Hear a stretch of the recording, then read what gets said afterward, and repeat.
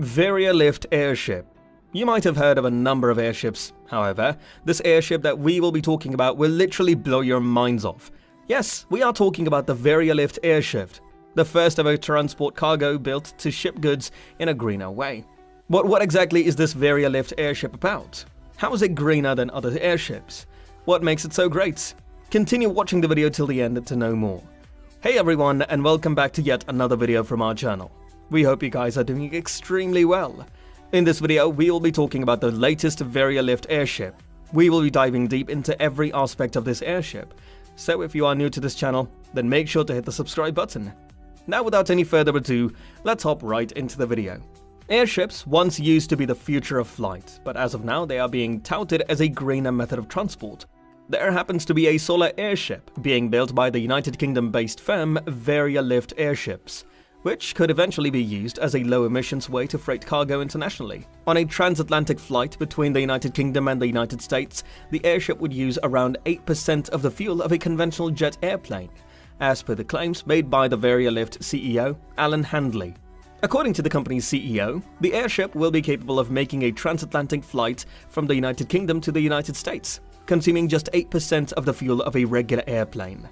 It will be powered by a pair of solar-powered engines and 2 conventional jet engines. While its lack of onboard battery would limit travel to daylight hours and its speed will only be approximately half that of a Boeing 747, the Variolift airship does promise to be a useful cargo carrier. Its creators claim that it will be able to carry loads ranging from 50 to 250 tons. Larger models with payloads up to 3,000 tons aren't out of the question either.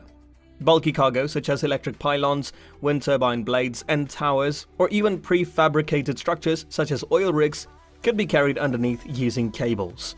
That means that cargo will have a weight limit, but no practical size limit. Because it is an airship which lifts off more like a balloon than an airplane, the Variolift airship could also be useful in this capacity since it doesn't require a dedicated runway. This could make it valuable as a delivery vehicle in places with poor infrastructure.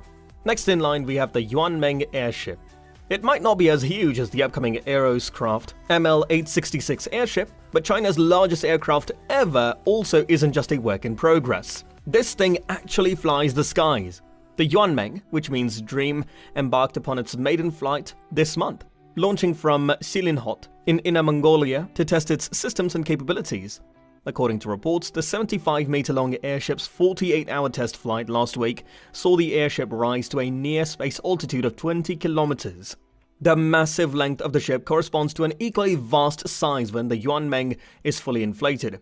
With a volume of approximately 18,000 cubic meters, the aircraft stands at 22 meters high and can carry a payload of between 4.5 and 6.3 metric tons.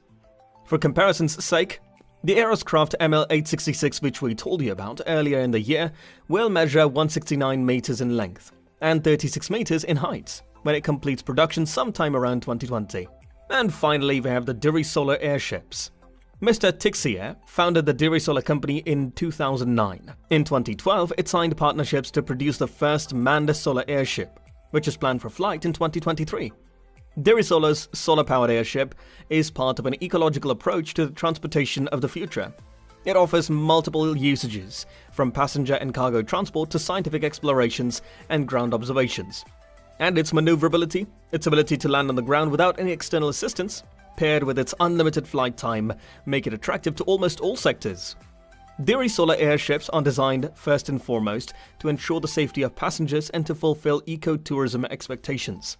So what makes this aircraft so unique? The entire aircraft is suspended in the air by helium, powered by solar panels, offering 100% carbon-free flights and is completely autonomous. Its fully electric engine propels it in silence, registering at only 47 decibels. Additionally, a whopping 90% of the airship's components are made from recycled material. The startup is also designing a production process that will limit carbon emissions. And that's it for today. Do you think these airships could be the future of transport? Can these be successful in the near future? Did we miss out on anything?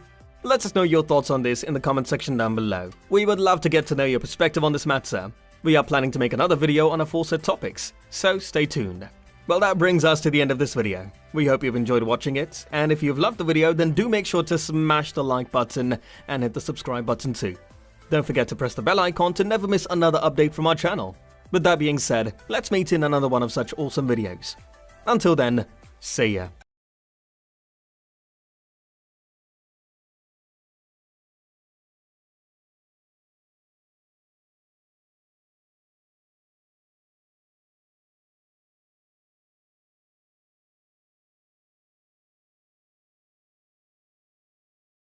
The globe in 1929. Since then it has crossed the Atlantic on the South American run with timetable regularity.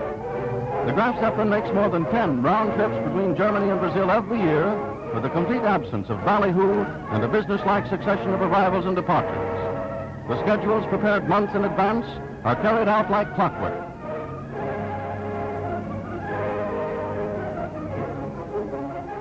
Comfort on a modern commercial airship is comparable to hotel luxury. Unlike the airplane, there is plenty of located outside the ship's hull next to the control car, giving an unobstructed panoramic view.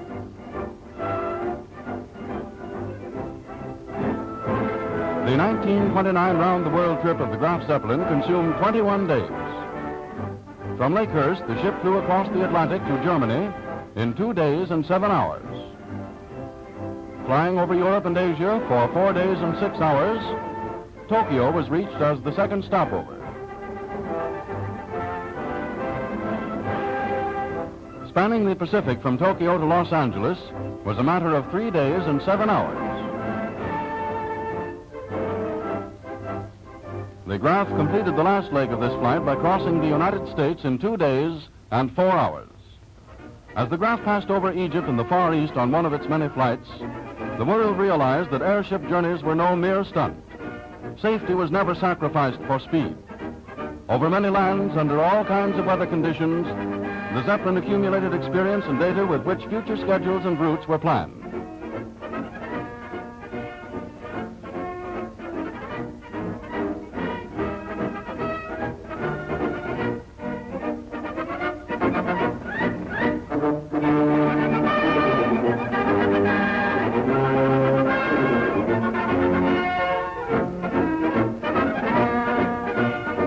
The Graf is no stranger to America.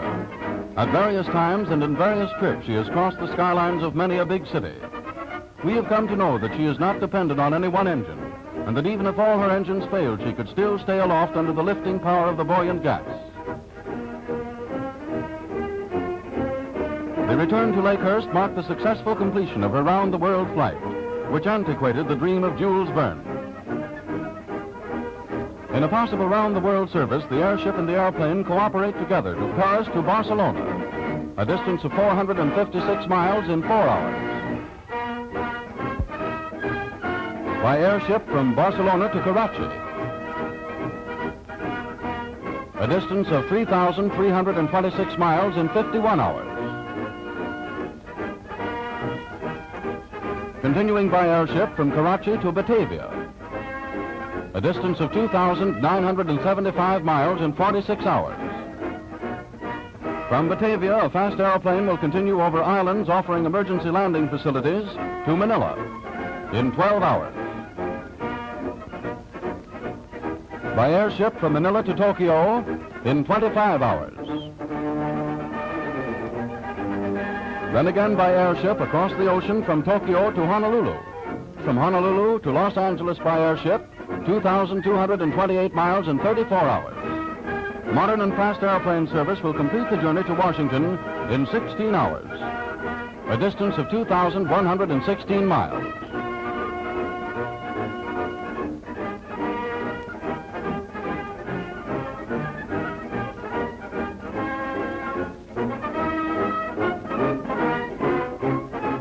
Airships and airplanes have separate and distinct uses.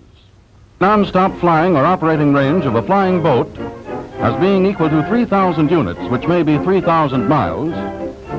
The corresponding range of an airship would be 13,000 units.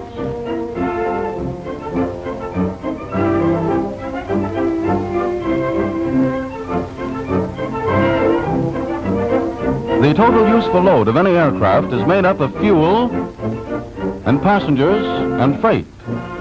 Passengers and freight equal payload. Commercially speaking, its own weight and the weight of its crew are not a part of its useful load. Its payload is its only source of revenue, but this has an important relationship to flying range.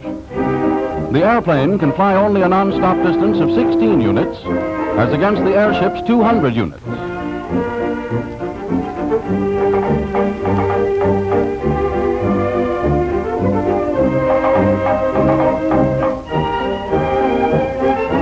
Now, assuming that the maximum non-stop distance of a flying boat is 2,500 miles, the amount of fuel required to make the flight is so great as to take up most of its capacity.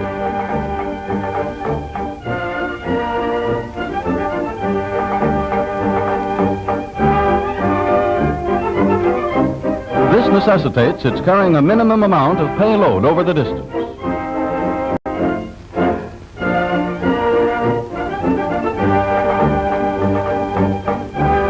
These graphs show that even at 6,000 miles, the airship can still carry a substantial payload.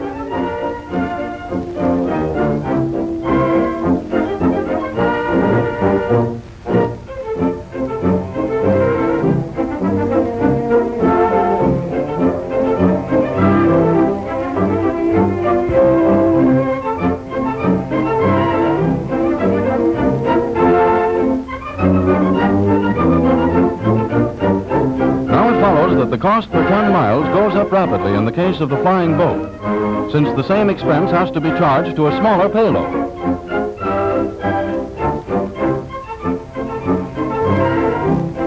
The airship cost, analyzed in the same way, is much lower. Even if commercial airplanes are developed to safely fly the oceans, they will be extremely expensive to operate, and the airship will still be able to offer much cheaper freight rates. The field for the large, rigid airship is clearly marked out. No competition exists, nor can it exist, as long as airplanes and airships each have their well-defined uses. Beyond the material advantages of the airship, there are values which cannot be measured in dollars and cents. There is no measuring stick for prestige and international goodwill. The time is not distant when the dream of worldwide air transportation will become a reality. And in the years to come, American airships will fly beyond the horizons of today as magnificent symbols of peace